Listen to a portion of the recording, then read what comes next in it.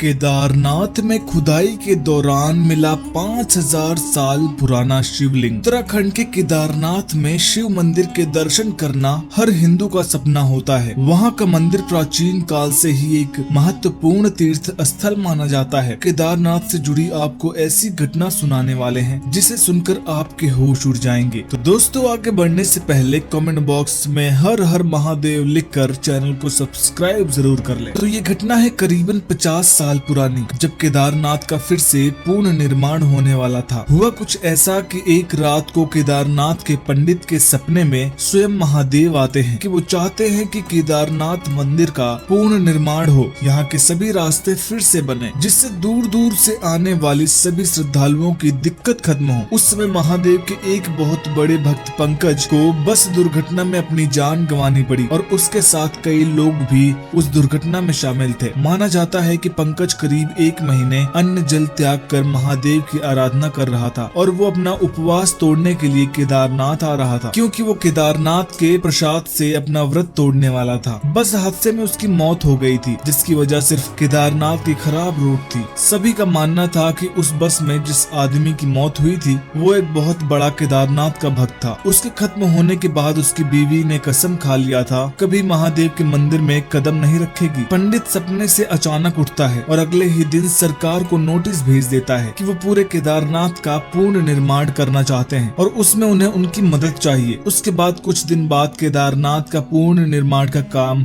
शुरू हो जाता है। एक एक करके पूरा केदारनाथ बदलने को तैयार था। कुछ चीजों का नया रूप से निर्माण भी हो गया था जो बहुत ही अद्भुत था। फिर केदारनाथ मंदिर के मरम्मत की बारी आती है। केदारनाथ में खुदाई चल रही थी। माना जाता है कि मंदिर के अंदर कई सोने चांदी होंगे, इसलिए सबकी जांच के लिए पहले से ही एक विशेषज्ञों के समूह को बुलाया गया था। जब वे जमीन में गहराई में खोदने लगे तो उन्हें एक बड़े पत्थर की संरचना मिली जो एक प्राचीन मंदिर की तरह दिखता था। जब उन्होंने इसे अधिक गहराई तक खोदा तो उन्हें एक विशाल शिवलिंग मिला, 5000 साल पुराना था। खुदाई विशेषज्ञों की इस शिवलिंग की खोज एक बड़ी संख्या में लोगों को आकर्षित करने लगा। केदारनाथ मंदिर के पुजारी और स्थानीय लोगों के बीच उनके द्वारा खोजे जाने वाले वस्तुओं के लिए गहरा आदर था। शिवलिंग की खोज अत्यंत महत्वपूर्ण थी, इसलिए उसे ध्यान से संभाल कर उठाया गया और मंदिर में स्थापित किया गया। जब शिवलिंग की खोज हुई तो खुदाई विशेषज्ञों को इसके बारे में और ज्यादा जानने की उत्सुकता हुई। वे शिवलिंग को विशेष रूप से ध्यान से देखने लगे और उसके आकार, रंग और बनावट के बारे में समझने का प्रयास करने लगे। वे शिवलिंग के बारे में जितना जानते गए उतना ही उन्हें उसमें रहस्यमय चीजों का पता चलता गया। शिवलिंग की अद्भुत आकार और सुंदरता को देखते हुए खुदाई विशेषज्ञों ने अनुमान लगाया कि यह शिवलिंग करीबन 5000 वर्ष पुराना हो सकता है। यह उनके अध्ययन के आधार पर स्पष्ट हुआ कि यह शिवलिंग वेदों के युग से भी पुराना हो सकता है। शिवलिंग की खोज से खुश होकर मंदिर के पंडितों ने शिवलिंग को एक अनमोल शिवलिंग का महत्व दे उसको मूल जगह पर स्थापित करने का फैसला लिया। यह फैसला बड़ा महत्वपूर्ण था। इस शिवलिंग की उपस्थिति न केवल मंदिर के लिए